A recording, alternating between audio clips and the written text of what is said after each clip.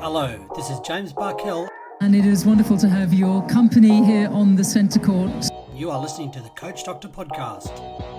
Strikes it beautifully and it's down the middle. In this podcast series, we discuss all things coaching and sports science. Beats one, beats a couple, still going. Each episode will feature prominent coaches on the front line of their sport. Across to Mbappe. As well as some of the world's leading university academics who research what it takes to get the W. All Blacks under big pressure again. If there is an aspect of your coaching that needs some assistance, you can always count on the Coach Doctor to add life to your program. Browning's having a terrific run. The first three to qualify. You betcha! In this week's episode of the Coach Doctor podcast, I speak with Dave Ellis.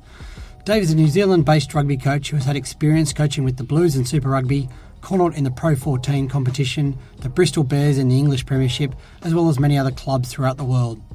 Dave is a coach who loves to share and presents his coaching ideas via webinars on his website, ellisrugby.co.nz, and he's also a coach educator with IRANZ, the International Rugby Academy of New Zealand. Traditionally a skills coach, I talked to Dave about how the skills coach works with the head coach and how we prioritise skill development in a game like rugby. We also discussed some of Dave's exciting left field coaching strategies and how he has adapted ideas from other sports and put them into his own coaching. Thanks for joining us today on the Coach Doctor podcast, Dave. It's exciting to have you on because I've attended some of your coach ed sessions through IRANZ and also downloaded some of your coaching videos off your website, Dave Ellis Rugby, which is a great resource. So first of all, thank you. And the first question that I was going to ask you was just for you to give the listeners a bit of background into your own coaching. I think I can remember back that far. I feel like I've always been coaching really, but I guess in more recent years, I suppose in the last 20 or so, but I started with IRANZ. IRANZ got me into their system in 2000, I think it was, 1990, 2000, 1999, 2000, I think. So since then I was working with them. And then I was lucky enough to go off to Ireland and be with Connaught with Pat Lamb, which was bloody wonderful. In between that, I've schoolboys and clubs and things along the way, and finished up with the Blues back here in Super Rugby for a couple of years, and then kind of back with a little bit of IRAN stuff now and doing a bit of my own. But yeah, coach school kids, clubs, little kids, big kids, my kids, other people's kids. Been lucky enough to travel around the world doing that, and places like South America and South Africa and North America, and which are kind of cool places to go, as well as the UK and Asia and Aussie, of course. Spent a lot of time in Aussie. Lived in Aussie for many years in the mighty Northern Territory. Oh, did you? I captain Northern Territory against Italy. Oh, did you? God knows how many years ago that was now. It's too long to remember. Wow. So basically, and played, represented rugby in New Zealand as an age groups and all that sort of stuff. Left to Aussie when I was 21. Yeah. Came back when I was 31, I think. Mate, the Northern Territory climate would be a bit different to the New Zealand climate, I'd imagine. Yeah, especially back in the 80s. Yeah, very humid. Not only a different social climate as well. Yeah. Wow. But great, good times, and no regrets. A lot of people kind of said, "Oh, what the heck are you going up there for?" But the people were wonderful, and I made some friendships there that are still real close friendships to this day. Yeah, fantastic. So, it's not always about the glory. Sometimes it's just about the people. Well, it's always about the people. Really. Yeah. No, nice one, Dave. Mate, I just thought I'd get into the rugby side of things, start off with, and it doesn't need to be rugby, but what do you see as the role of a skills coach in any sport, and then also rugby? The role of a skills coach for me is being that guy that puts the detail behind the coach's plan. So, you need to work hard, hand in hand with the head coach, I believe. But it's just bringing, because they'll have their overall plan, which will have a whole bunch of skill sets involved in it. And I see the role of the skills coach is to bring in those little bits of detail in and taking that time that you can spend with the players that sometimes the head coach can't, because they're looking at big picture stuff. So I see that's the role as a skill coach, and keep challenging the players as well to just get better, really. Yeah, okay. So should we expect that at the elite level, players' skills are already of a standard that they don't need further training or development, or is that Is that being naive, thinking that way, and they obviously still need a lot of skills work? Yeah, no, well, if it's naive, then I'm guilty of it, because I must admit, when I've gone into a few environments and I'm thinking, well, these guys should be able to do this or that, and have soon realized that they can't do this or that. And so, yeah, you might have the expectation, and but I think you still need to go in with a plan of going back to square one if you have to, and you just might progress a little bit quickly as it would happen. Like, I had a very skilled backline with one of the teams I worked with, and we couldn't string 5 passes together fluidly under moderate pressure. So yeah, so whilst we expect them to have these things, I said never assume. So I basically write never assume every time I go and meet somebody new now. Yeah, okay. So what did you do in that situation where you had 5 players that were very skillful, but they couldn't work together as a group under pressure? What were some of the strategies that you might have used to help fix that? We just broke it right down into simple activities about time and space. It was a catch pass activity, really, challenging a line as you would do in an attacking group. So we just kind of took the pressure off, gave them more time and space, reduced the time and space, brought a few obstacles, but kind of let them get into their rhythm first. I see the mistake that a lot of coaches sometimes make, and I've no doubt done it myself as well, is we tend to jump in and want to overcoach too quick, where even the most rookie of players that I've worked with, if you let them to their own devices, as long as they understand what you're trying to achieve, which is key, often, they'll find their own rhythm eventually. So, like passing waves are the classic. Every coach uses it, and I use them all the time. And it's so easy to want to jump in and correct a passing wave because of timing issues or, technical things with their hands or whatever. But usually the players, they're not doing it on purpose. To drive you nuts. And give them a little bit of time to find their feet, and they usually come right. So I kind of did that in this case here. Maybe spoke a little bit about expectations as well, because they were international level players, you know what I mean? So. Yeah. Thinking specifically about rugby, does a skills coach focus solely on catch pass, or are they involved in all other elements of the game as well, such as the tackle and the breakdown? Yeah, that's a real good question. And when I jumped in for Pat, for example, in Ireland, for me, a skills coach covered everything on the skills side of things, but it comes down with your personnel too. Like, if you might have a defense coach that's real up there with his tackle technique, and because it's a major part of his system. So if they don't know me, for example, and they want to keep it to themselves the way that they do it, which is often the case, then I'd step back and maybe offer something later on. But it's a matter of getting that balance with the coaching personnel as well.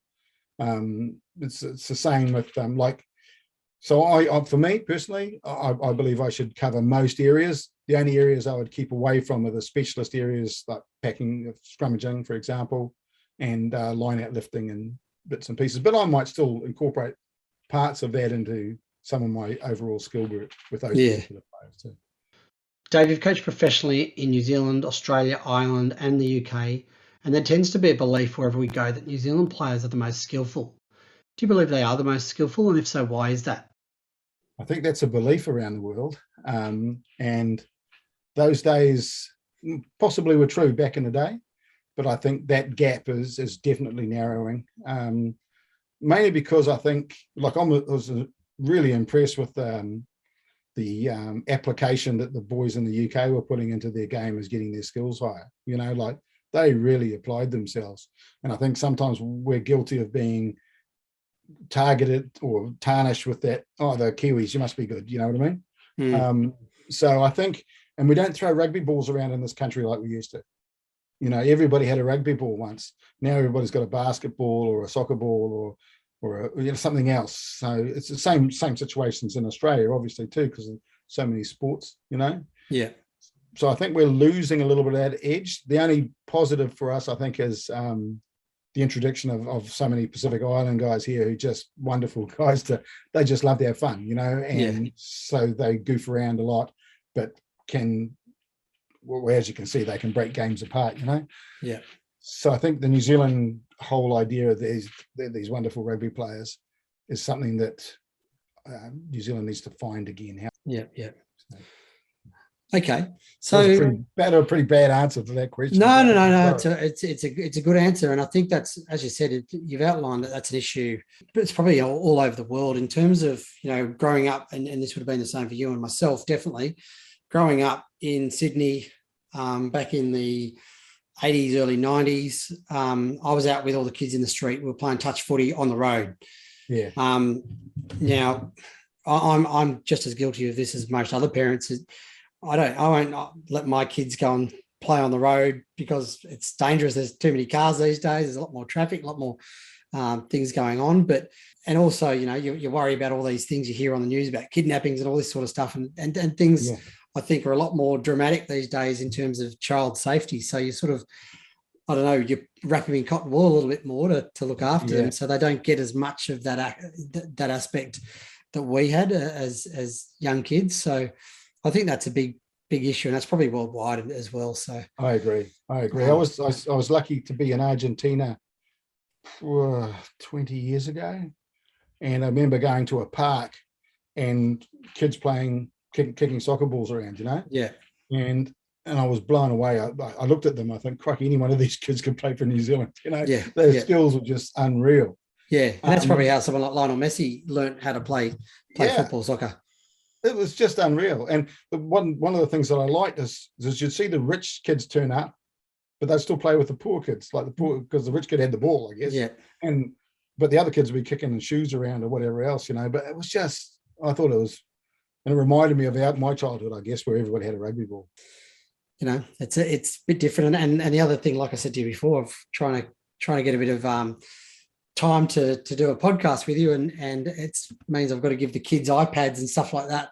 Yeah. And that's another big issue, the time that kids spend on gaming devices and iPads and stuff these days is also, I think, a massive issue. So I try to... I think mum and dad would just throw a ball outside and say, off you go. Yeah.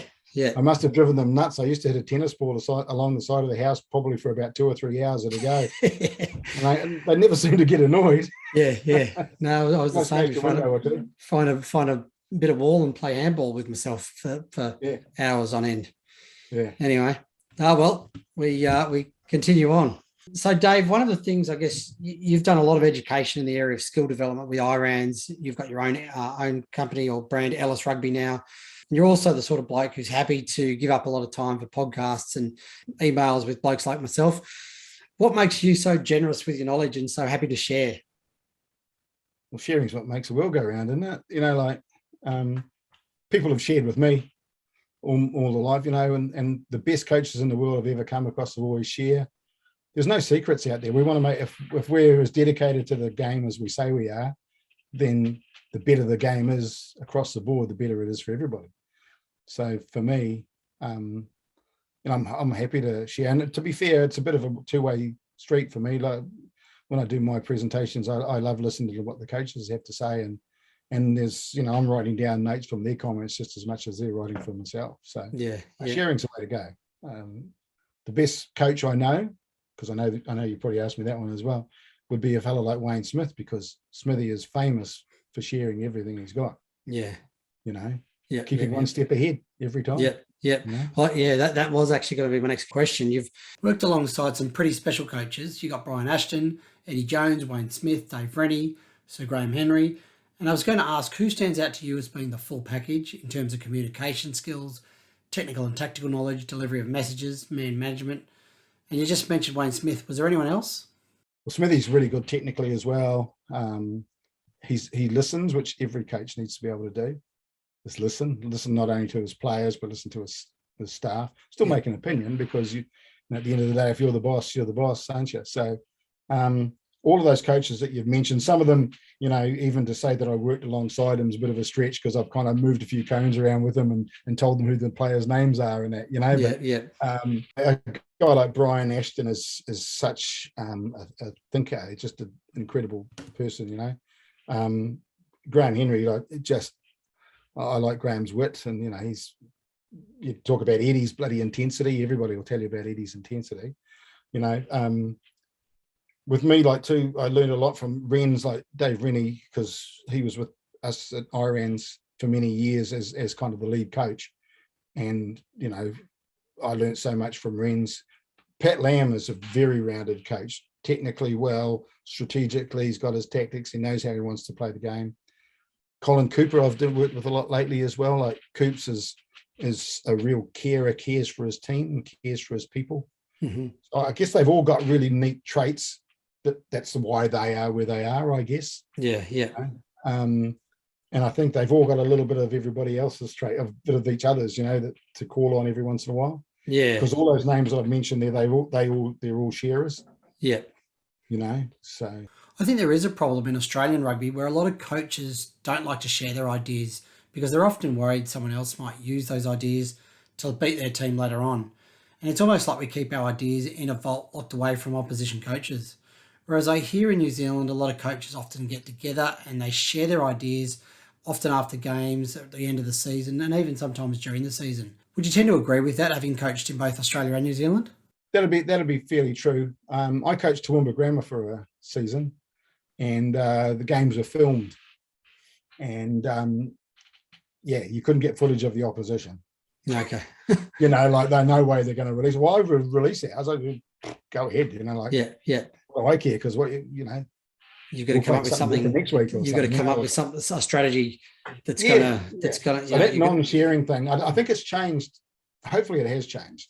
Oh, look, I think it is. I think people have seen the need for a little bit more sharing, and probably not giving away the full package, but we're definitely starting to get better at it. And I know that there's a lot more courses going on for like community level coaches where people are getting up and sharing and spending some time talking about, ways they might coach the breakdown or the importance of communication, the importance of building relationships. And so there's definitely a lot of improvements going on there. So we constantly get reminded that this is the way that New Zealanders do it. And we're looking at New Zealand going, well, they've sort of been at this benchmark for a while and we're sort of a little bit below. So maybe we've got to take a couple of leaves out of their books and start to do that ourselves. And that's only going to make rugby as a whole better in Australia at some stage. So, yeah, I think I think in New Zealand we could be falling into a bit of a trap of being too top heavy though.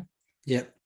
So our coaching structures down at club level aren't to the level that they have been in the past, for example, because the competition's kind of not that strong and people don't want to commit the time anymore, or there's the world's a little bit different now and everybody has other things they want to do.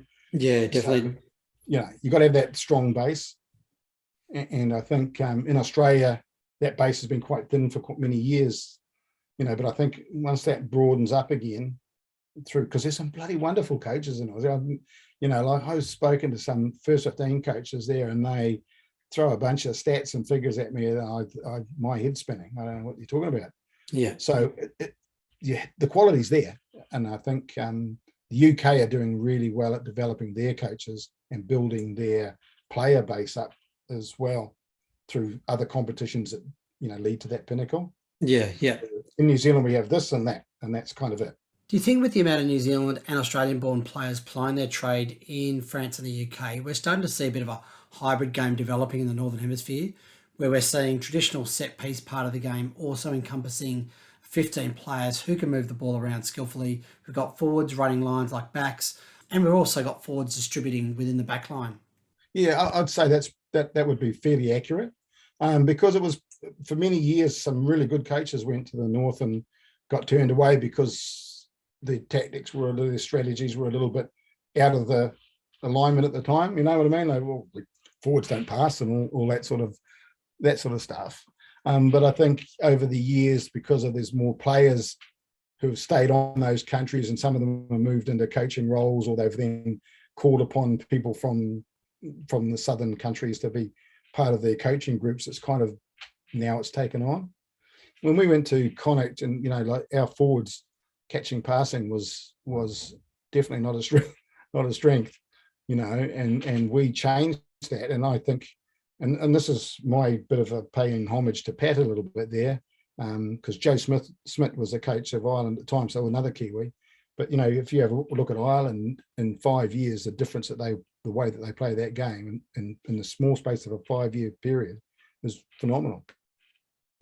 So, and that's due to, I think, a little bit of that influence.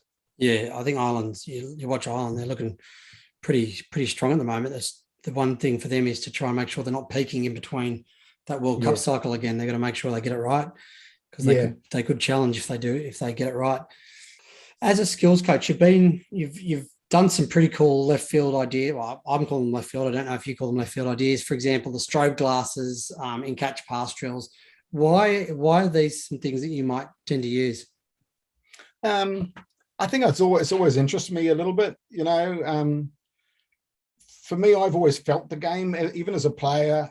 I wouldn't say I was necessarily gifted or anything like that, but I always felt the game more so than saw the game, if you know what I mean. So going in and then knowing how flickering lights might work or having an eye closed would affect you kind of made me think, well, this is kind of a way to challenge players these days and take them slightly out of their comfort zone without hurting them. Unless, of course, you've got to ask that epileptic thing about strobe lights, though, because flashing lights, so you got to be careful there. Yeah. But I just like that sort of way of going a little bit, throwing somebody off kilter and go, oh, what the heck am I doing here? Just to focus them in on a key point. Yeah. Whether it's something simple as having your hands up, Yeah. If you have your eyes closed and I say I'm going to throw a ball at you and you've got to open them, you'll naturally put your hands out. Yeah. So it has a knock-on effect that relates to the skill. Yeah, definitely. So I look for those sorts of things, with the eye patches and all those other things that I've done as well. Yeah. So it wasn't an idea you came up with at 4 o'clock in the morning at a nightclub one night. No, not anymore anyhow. No, good stuff. In those days, I didn't think I was thinking too much past anything else. Yeah, okay, good stuff. But some of them are ideas that pop into my head in the middle of the night in my sleep. Yeah. I'll try and remember that by the morning, or I'll write it down. Write it down then and there. So I've used the eye patch training a lot as well, and a lot of my fellow coaches have given me a bit of stick about it. But I know it's something you've done in the past. Tell me about eye patch training and why you think it's a useful tool. Well, it was a bit of an accident because I used to use it just as a part. Because I was really lucky to meet Cheryl Calder, who's a real famous vision coach. She's right into the real nuts and bolts of it. Yeah, was she the one that worked with Eddie Jones and yep. South Africa? Yeah, okay. Yeah. So Cheryl's world famous. She works with golfers and tennis players and sailors and all sorts. And I like the stuff that she was doing, but I'm not a scientist. I come from Pataru High School, which is a small town in New Zealand. We don't make a lot of geniuses. So it came down to that feel thing again. So it was when we had the eye patch, it was just a bit of a thing to get their vision, turning heads and things like that. But the day it made the most impact was when I had a player that was dropping the ball a lot from one side. Didn't really notice it that he was dropping it only from one side until we sat back and had a look. And then, the whole eye test, where you put your hand up and you look through it and that sort of thing. And I did that with this guy, and we found out that his weak eye was the side that he was dropping the ball from. And we're trying to tell him to scan at the same time. So he's scanning with this eye, which is a strong eye, you can see, but the ball's coming from here, and this eye is his weak eye, and he's too scared to turn his head because we're telling him to scan. So we found out that we needed to strengthen that eye up. So then we'd block his scanning eye and try and work on getting his other eye stronger through juggling and things like that. Yeah. Okay. And it actually had an effect. It actually did get better, but we could also tell him, look, mate, on that side, it's okay to turn. It's okay to turn and have a good look, knows what you're doing, as long as because this eye was strong enough to see. Yeah. He could still have that peripheral sort of idea as long as sort of turning his head, identifying, the ball, and then also having that peripheral vision. Yeah, no. Yeah, nice. And then you could work with the players outside him as well to kind of help a little bit. Yeah. They can bring up their comms. They say, look, we've got to bring up our comms from this side because of this. Yeah. You know what I mean? So that's when it actually came to a practical use. For me, it was a little gimmicky at the beginning just to kind of put them out their comfort zones. But yeah, that's how it worked out anyhow. Have you got any other ideas that raise some eyebrows because they're a little bit left field, a little bit different? Oh, yeah. Juggling. I do a bit of juggling with players now. I got these balls that light up. So if I throw it to you and you catch it, the impact will make it a colour, red, blue or yellow, red, blue or green. Yeah. So I'll do them juggling with that. You catch it. If it's green, it goes here. If it's blue, it goes there. If it's red, it goes back to the back. Oh, yeah, nice. Just and I kind of goof around with those things and get the guys working on those sort of things as well, just to bring a little bit of an awareness. I've always been known for coloured cards and a lot of that sort of stuff. Sometimes I get some weird looks. The juggling sometimes gets weird looks, especially when I do an activity where I kind of make them reach out and grab a ball from here, from the side. Yeah. So all I'm doing is trying to get them to reach and meet a ball early. Yeah, yeah. So we'll throw a tennis ball or something and you have to catch it here.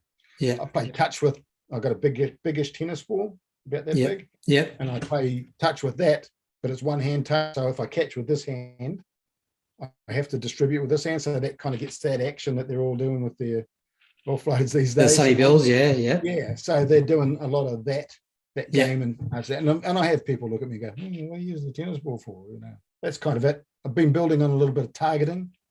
So I like having targets, trying to throw at a target, because I think we went away from that.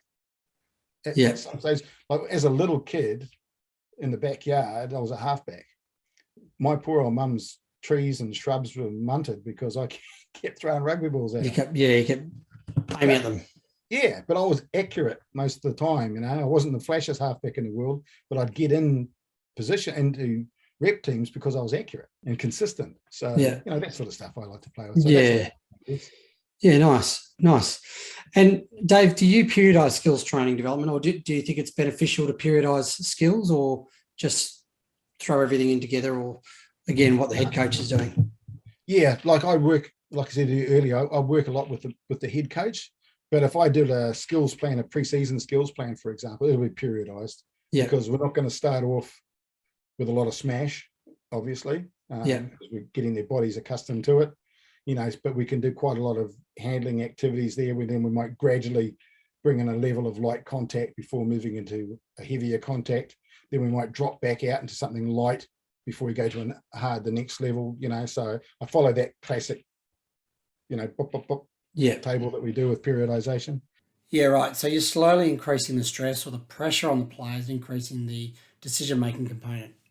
Yeah. And in skills, you have so many variants, time and space is you can do so much just with time and space, just to add pressure or to reduce pressure at any one time. So, you can spend a lot of time in those areas as well. So yeah, I would, that would be my form of periodization of my skills. Also in the professional world, you've got to look after the players' bodies.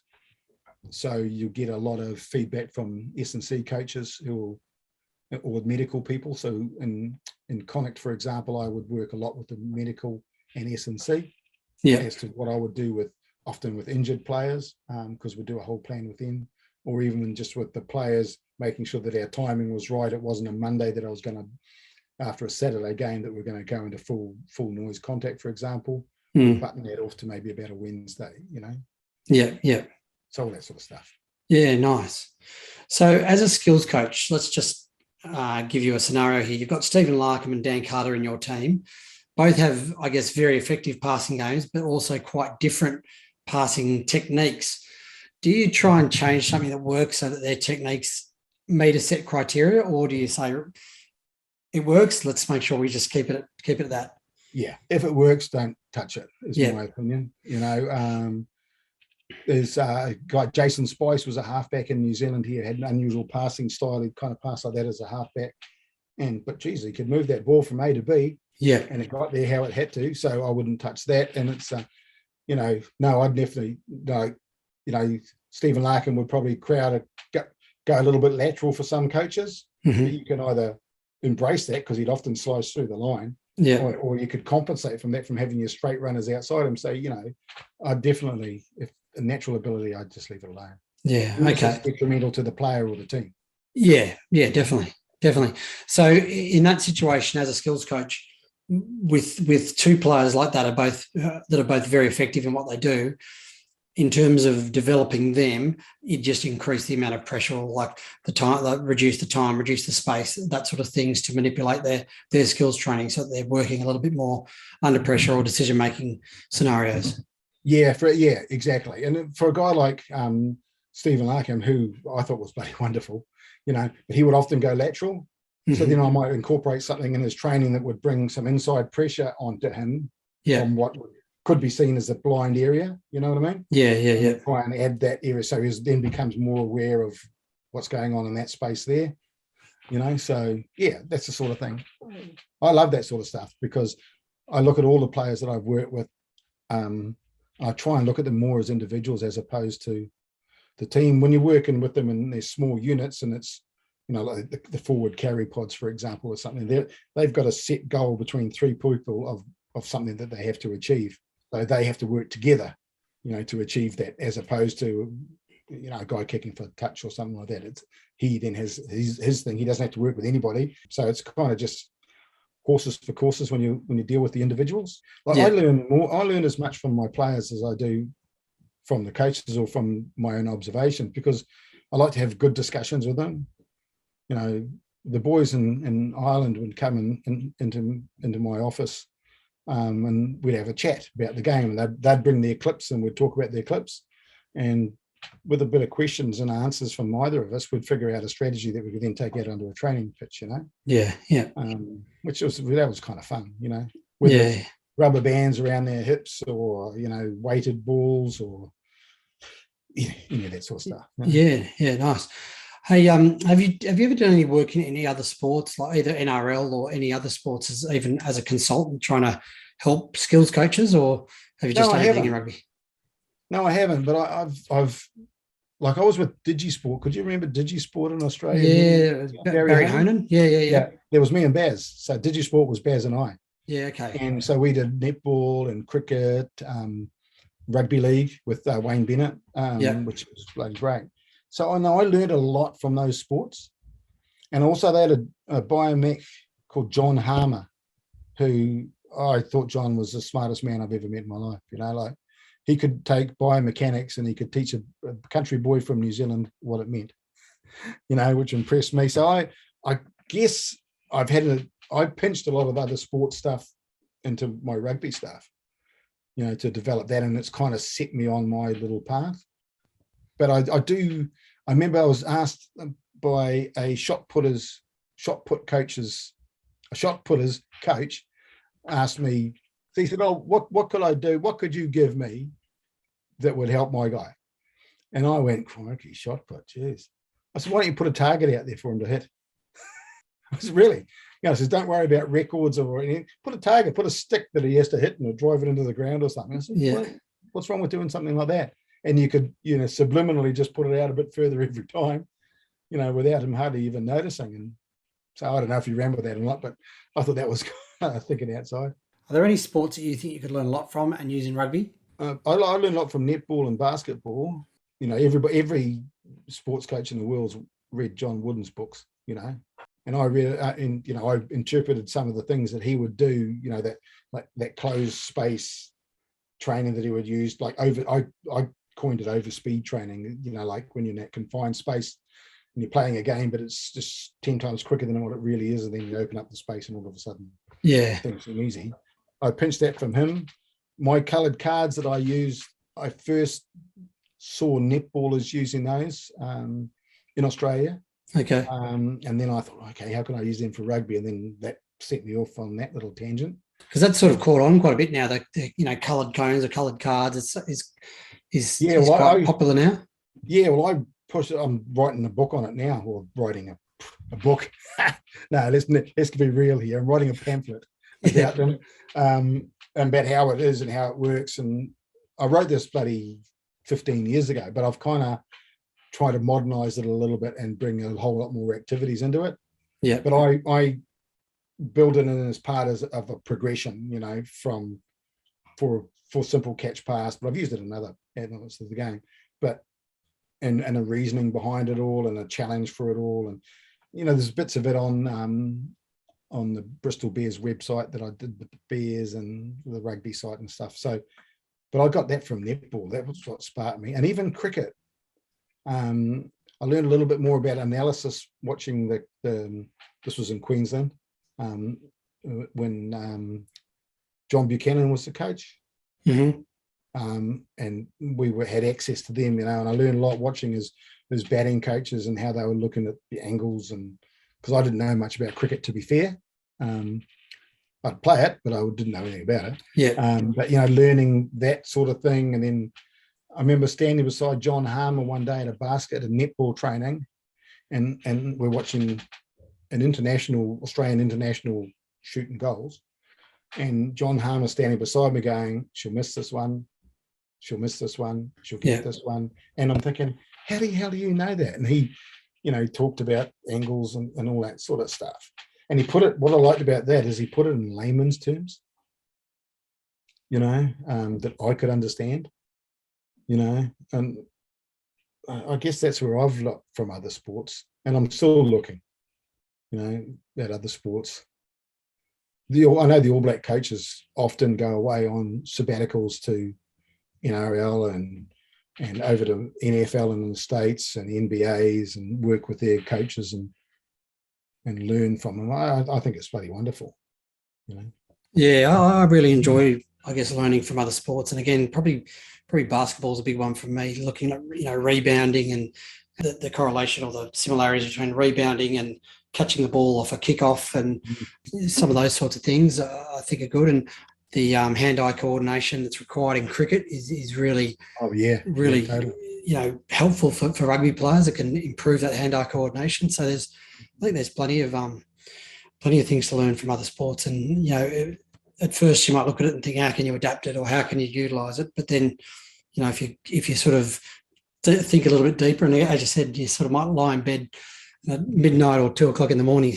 That's it. You come up with it, and then you've got to either remember it or write it down straight away. So it's very, very much like that. Mike Cron's quite well documented now as using ballet for lifting techniques. He learned that from ballet. Really? Right. Chrono's right out there. He's lucky because he has access to all these people in these sports because, of his reputation and everything like that. It's easy to open a few doors. So, brilliant to listen to him. I've heard, I don't know if it was him, but talking about rowing using the eight forwards in the scrum. I'm pretty sure it was. And then you get some work on rowing machines or practice rowing, and they've got to get their timing right. And then, being able to develop that into rugby. So, it's amazing. If you think about some of these things, you can really go left field, but start to apply some pretty good principles to improve your players in certain areas of the game. So, it's exciting. Going into some of the theory, do you believe that drills or games are best suited for skill development? Both. I think a well-constructed drill that helps you focus in on a point, whether it's footwork, whether it's ball presentation, whether it's the pass, whether it's the tackle and how you use your feet or whatever, I think they're highly beneficial. And then I think the games, that randomized environment, then actually helps you then take that and implement it in closer to a real world situation, I guess, because you don't have that perfect balance. You don't have that perfect catch. You don't have those imperfections are kind of brought in there to kind of help test you. So I think you need to have the games. I think the games are great for decision-making and vision. And especially if you construct the games really well, and you bring in some parameters that will challenge them in these areas. I think that stuff's just wonderful. So I'm an advocate of both, long as there's a reason for them. Yeah. And I found when Barry Hone and we brought out Digi Rugby, we had 326 rugby drills or something like it. And I said to Baz at the time, and he agreed, like, our concern was that people would just take them out of the box. It's just like, you buy your TV, you put it on, like, go, so they wouldn't challenge it. And I was always saying, look, here is a structure to start with. Whatever you do something wonderful with it. Don't just leave it in its raw form. So and that's how I see a drill. That drill always has to have a reason for doing it, so what that reason is, and then how does it fit into what you're trying to achieve further down the track. Yeah, and you might go more the simplified for the younger, the younger junior players or the athletes, and then more constraints and more game specific stuff as they get older or more developed. Yeah. Yeah, totally. So you've seen a lot of top rugby players in your time. Is the 10,000 hour rule one that you'd agree with? For example, spending more time practicing repetitions, the better you get, or are some athletes just more talented than others? That's a bloody good question. I think some are more talented, but there are some wonderful examples of some world-class players that just work their ass off and put in the effort. And I've found that the guys at the top now, in the top nations, the top players in the top nations, I think you looked at every one of them, you'd find that they were that guy. They're that guy with that extra bit of work ethic, who would put in that time and really work hard at it. I think the important thing there is to make sure whatever they're working on is the right thing, But yeah, I think that work ethic, natural talent will take you a long way. That'll open a door for you, but then you got to bring in that work ethic to really be that player and really get to that next level. Yeah, I think so. There, you look across the world, there are a handful of players probably right across the world that you would put at that next level, that real ultra athlete, dedicated perfectionist, Then there's a hell of a lot below that everybody wants autographs from, but they just won't work hard enough to quite be those guys. I think. You've got a lot going on at the moment with Ellis Rugby, IRANS, the rugby site. You do a lot on the rugby side. So in the current COVID climate, a lot of coach ed has gone online. Are you seeing a trend upwards in clients due to this? Are you seeing more people taking this online format of coach education on? Yeah, I am. It was new to me, to be fair. Like I'm quite, I don't know, wouldn't say shy, but maybe, I'm quite keep to myself sort of thing, but I found that I had to do something to keep myself afloat because COVID really has damaged a lot of my prospects around the place because I was often quite global, but the trend is really good and there is some wonderful stuff out there. And I think it's really, for me, I found it really beneficial because it made me challenge things that I'd thought of for years, made me get off my backside and maybe write a bit and create things and then just give them to other coaches because there's heaps of coaches in the world who just want something that can help them. And I was doing nothing, so why not help them? I thought, Yeah, exactly. No, I think from my perspective, during this COVID pandemic, I've been searching for a lot more stuff online than I previously would have. I previously did a lot of face-to-face sort of education, but now I think a lot of we don't have that access to that at the moment. So how am I going to do it? So we go online, and I think it's only going to build and it's only going to develop and get better. So I can see a lot of people have established sort of an online presence in that coach education sort of area. So no, well under that. So just with regards to yourself, give yourself a quick plug. What have you got online at the moment for if there's any coaches listening that are looking for some education? You've got Ellis Rugby, obviously, and that's yeah. My website, I think it's got pretty easy, I think, standard information on it from a decent level, from beginners to a reasonable level. I think we'll get stuff out of it that benefits them. So I'm happy with what I've got on my website. To be honest, my wife keeps pushing me to do more drills and stuff out there because there's a lot of demand for it. Yeah, I'm happy to do that. But my reluctance is I want drills that actually help the coach as opposed to just show them a pretty picture. I want to put a bit more detail in. Not A goes to B, goes to C, and then throws back to B. I'd like to be a bit deeper than that. And it's hard, I think, as a product to sell a messy sort of, randomized sort of environment as a package. This is here we're trying to work on, I don't know, scanning in defense or something, or scanning in attack, and then you've just got players running around all over the place, and it looks really messy. It's like, hang on a minute, how are we developing that? And a lot of people want that nice, pretty, as you said, pretty picture of. It's really clear and simplified as how you're going about developing that. So that is a challenge in our sport, especially. I think we're so much more than football. You can, it's the passing lanes are clearer in football, and obviously the lack of contact and stuff like that makes it a much more presentable format to bring online than a lot of rugby stuff where there's contact involved and you're trying to go forward through a wall of defenders. Sorry if I've interrupted you. No. That's the game needs to be challenged. We need, and I like the discussions that I have with the coaches online, and when I do the online sessions, I look forward to the banter really and the questions, because it challenges myself as well. Yeah.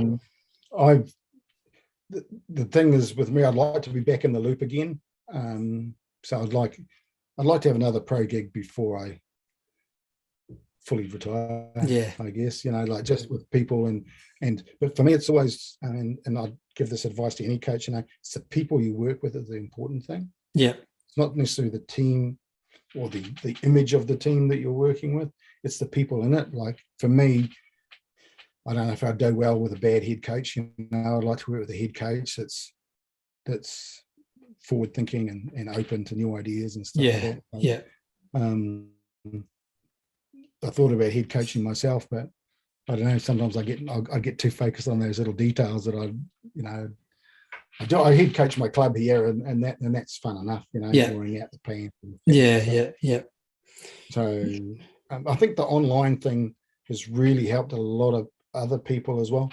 It's given, there's a lot of, I hate to say it, but there is a lot of rubbish out there as well. You can pretty much put I can get up, or my next door neighbour can get up and do whatever they want and put it online and sell it, and if people buy it, It's sort of, there's nothing to regulate it really, is there? No, and that's why I keep my stuff cheap. That's why I don't charge big money for it, because most coaches don't have a quid. In New Zealand here in particular, a lot of club coaches are not going to get any money from the club to buy a resource. And all those years ago when I was with Digi Rugby, we charged a lot of money for the Digi Rugby package, $300 I think it was, and more of them would have got pirated than ever got sold. If people pirate my stuff, I can't stop them, but I'm thinking that if it's that cheap, they're not going to bother. They'll just say, they'll go download it. $15, or $12. So you have your videos, but you also do coaching webinars as well through your website, don't you? Yeah. And then I then produce the videos from that as well. Yeah. So, yeah. So outside of Ellis Rugby and IRANS, what else have you got happening? You mentioned you might be heading overseas soon, COVID permitting. I'm supposed to be going to the United States in 2 weeks' time, but fingers crossed. Well, getting back into New Zealand is my problem. Oh, well. Leaving New Zealand, fine. Getting back, not so easy. Well, you're welcome in Australia these days. You can get back into Australia easily enough with a New Zealand passport. And well, there you go. That might be my option. Come and do some coaching down here. That might be my option. So I'm supposed to be going there for 3 months. Okay. And what are you doing? What are you supposed to be doing there? Working with some school kids. Yeah. Nice. So I guess maybe that's where it's kind of steering me a bit these days, even though I have that desire to be at the top of the tree again. I think working in these environments are bloody great as well. Some really good people in the world, and I've learned that on during these webinars. Some of the coaches are really smart people and really dedicated to their teams and their kids. I think sometimes their teams need to know that, how much work they actually put in. Yeah, because there's a lot of work that goes on behind the scenes. It's not just the 1.5 hours or 2 hours that you turn up on the Tuesday afternoon. There's a lot more time going into it. I think the professional model is out there a lot. So a lot of people kind of have an idea what the professional model is, and they're trying to replicate it at club level. Yeah. But, in Ireland, and the same with the Blues, it's a 7 days a week job. You're working 7 days a week, and you're working long hours. It's not all in front of the TV waving to the crowd, and it's not all the glitz and the glamour of that. You spend a lot of time staring at screens, meetings, and planning field sessions that are meaningful. And relate to who you're playing next week. So there's so much into it, and I feel for the club coach who sees that as what they want to be, but then there's no way they can replicate that at club level and have a full-time job at the same time. So what's next for Dave Ellis? Are you keen to get back into professional rugby, either Super Rugby or whatever it might be? Yeah, I would with the good people, with the good people, because a terrible environment is a terrible thing. Every day is a trade. Just we've all had jobs that we've never really liked. So, as soon as it becomes a job and the luster goes out, and I think I was guilty of that. Like, I went back to back from Ireland to the Blues without a break. So I left Ireland probably 3/4 of the way through their season, straight into a Blues preseason. And I reckon I was just worn out. I was worn out and probably didn't really give the Blues my full armory.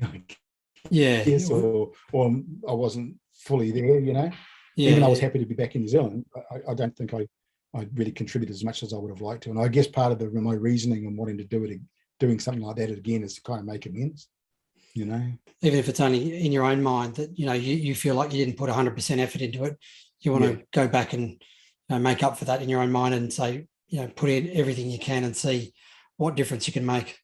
Yeah, I guess that's where it is. And, there was opportunities there and I probably missed them, unfortunately. But, such is life. You live and learn, and you got to move on, don't you?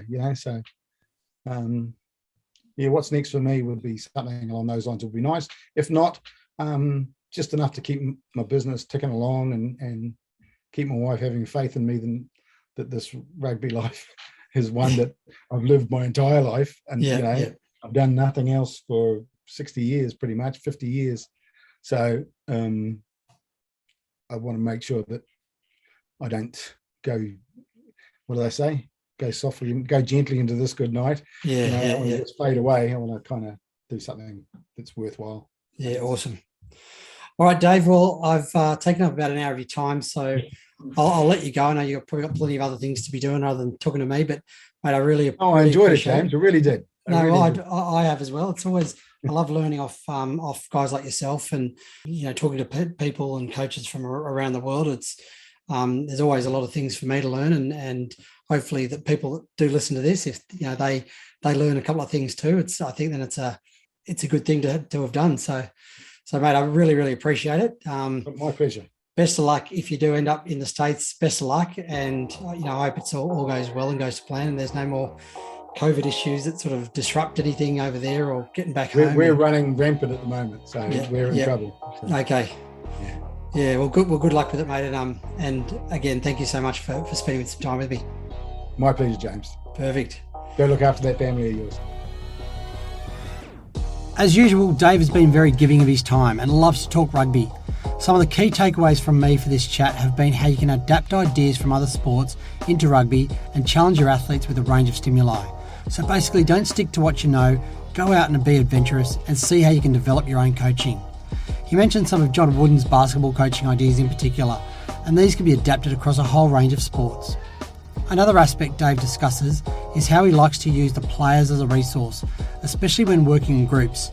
Get them to coach each other and come up with the answers rather than being explicit and always providing the answers to them. This form of coaching can be really rewarding. Skills don't have to follow a manual. If a player performs a skill and it looks different to how we're taught to teach it, but the athlete gets the outcome consistently, don't try and change it. A great example of this is comparing the passing techniques of former All Black Dan Carter and former Wallaby Stephen Larkham. Both very different techniques to each other, but both were very consistent with executing with a positive outcome. And finally, Dave makes the point that you really need to be careful of who you coach with, because working with a coach that's not open to your ideas and philosophies can make the season very arduous and difficult. I hope you've enjoyed this conversation with Dave Ellis. While it's been specifically about rugby, I believe that a lot of Dave's ideas can be adapted to multiple sports. If you want more information about Dave's resources, you can find his website ellisrugby.co.nz, which has a heap of information about the resources he offers, or you can follow him on LinkedIn at Dave Ellis, via Facebook at Ellis Rugby, or on his YouTube channel, Dave Ellis Rugby. Please pass this episode on to other coaches who might be able to learn something from this chat and share it on your social media pages as well. I'll catch you on the next episode.